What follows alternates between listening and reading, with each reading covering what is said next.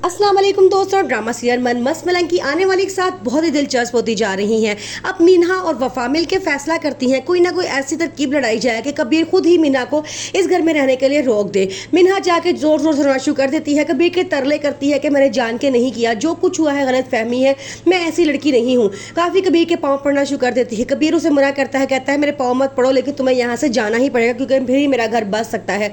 वहाँ से वफा भी आ जाती है और कहती है, वो मीना को ही डांटना शुरू कर देती है और कहती है कि तुमने ऐसा क्यों किया, अब मैं तुम्हें खुद छोड़ के आऊंगी, जाके तुम रोड पे रहो, रोड पे ही तुम्हारा मुकद्दर है। वो जान जान के इस तरह करके कबीर को इमोशनली ब्लैकमेल कर रही होती ताकि कबीर उनकी बात सुन ले और मीना को वहाँ रहने पे मजबूर कर ले। आखिर फिर वैसा ही होता है। कबीर चूंकि एक अच्छे दिल का मालिक इंसान होता है, वो मीना को रोक देता है और कहता है कहीं जाने की जरूरत नहीं है, लेकिन एक बात हमेशा याद रखना, मेरे और रिया के दरमियान कभी आने की कोशिश की तो मैं तुम्हें नहीं छोड़ूंगा। जैसे ही कबीर वहाँ से जाता है, दोनों बहनें बहुत खुश होती हैं। वो आगे से वफा कहती है, देखा मर्द के सामने रो तो इस तरह उसका दिल पिघल जाता है, फौरन ही वो मान जाता है। अब हमने इस घर में रहने का तो प्लान कर लिया है, अब आगे हमने क्या करना है ये हमें सोचना पड़ेगा। वो कहती है चलो अभी फिलहाल हम दोनों कमरे में चलते हैं, वहाँ जाके बात करते हैं कि अब हमें आगे क्या करना है। मिन्हा जो एक बड़ी चालाक लड़की होती है, वो हर ऐसी हरकत कर रही होती है जैसे रिया और कबीर के दरमियान इख्लाफात पैदा हो सके और मिन्हा और कबीर एक हो जाए। कबीर रिया को लेने के लिए जब उसे घर जाता है तो सिकंदर और अस्मा उसकी बड़ी बेइज्जती करती हैं और कहते हैं कि तुमने तो बड़े मोहब्बत के दावे करते थे और बड़े मान से हमारी बहन को लेके गए थे और अपने ही घर में तुम्हें चक्कर चलाया हुआ है।